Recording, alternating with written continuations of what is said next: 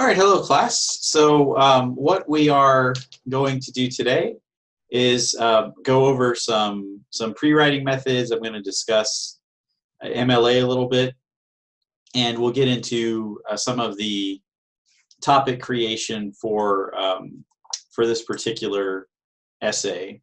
So let me take us into the course here, and we are into week 6 now. Week 6 has a chapter on MLA, a quiz over MLA, and we'll be getting really getting going with the topic creation, as I said, and I'm going to have a discussion activity that is going to go up after class that I want you to work on, with the goal of really starting to get this project off the ground. And just to go back to the assignment sheet for this, this essay is asking you to write an essay that is focused on evaluating and assessing an event in human history. And that's a fairly broad topic, and it could encompass many things. It could be an archaeological discovery, it could be an invention, it could be some significant person from history. And the tasks that you have for this project are first to summarize the issue, but then also to talk about its significance, and you have to have a strategy and approach that you're going to use to analyze it. The article that I assigned last week on the discovery of prehistoric wine in Sicily, that's a really specific topic, but that article models approximately what I'm wanting you to do with this essay, which was first to summarize the discovery itself. Then the article talked about how they analyzed that find to determine what it was, and then they talked about the significance. And it's that discussion of significance that is probably the most important part of the essay. So if you think about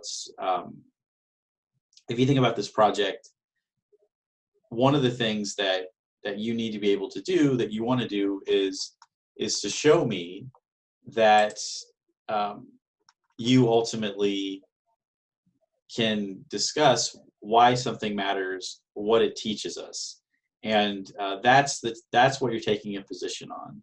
This is a significant event in history because, and then you're able to tell me that.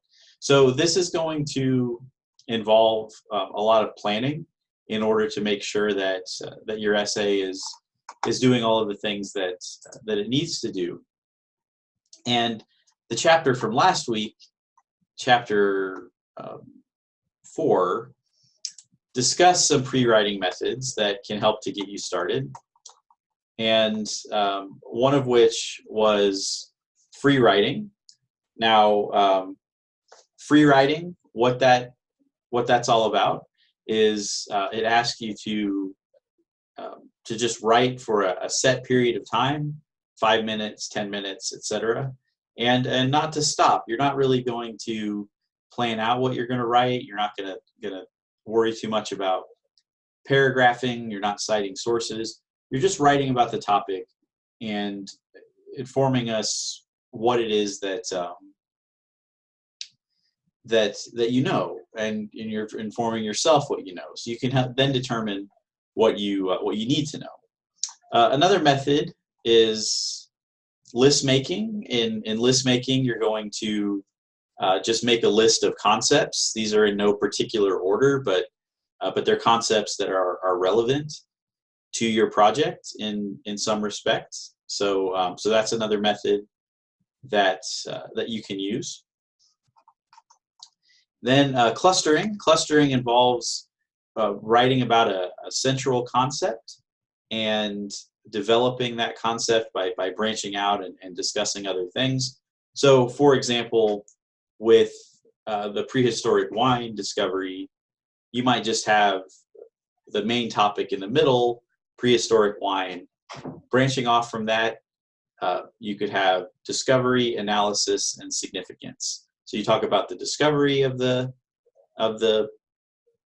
this remnant of this wine in this inaccessible cave, and where it is and what they found, and then how they analyze that material, and then why it matters. The fact that that wine discovered so early indicates a sophistication in agriculture that we weren't aware of, and also potentially indicates some trade relationships that are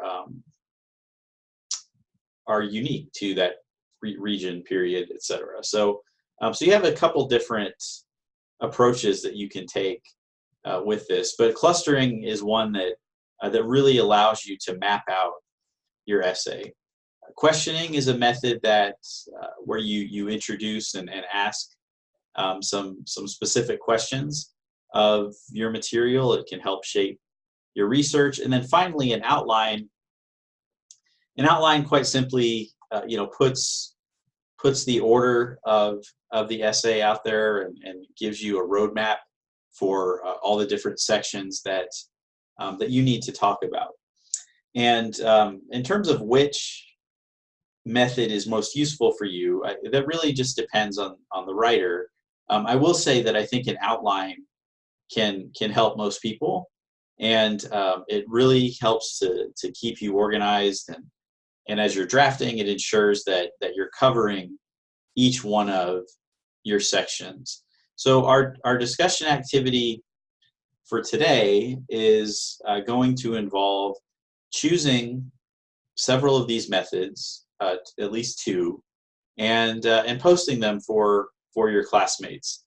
Clustering is a little hard to post because typically you write that out by hand, but you can upload an image, or you can just kind of write out your cluster map. You don't have to actually draw it, but again, you're going to choose from a couple of those methods, and then you're going to share with the class essentially what you came up with. Okay, so I am going to go ahead and get that set up. I'm going to go and stop the recording. We'll have a short session today. We're going to have a longer session on Wednesday that's going to outline MLA, using MLA, applying that information to your sources as well. So I will certainly follow up with that, and I will have this Zoom recording, of course, and our links to activities up later as well. Thank you.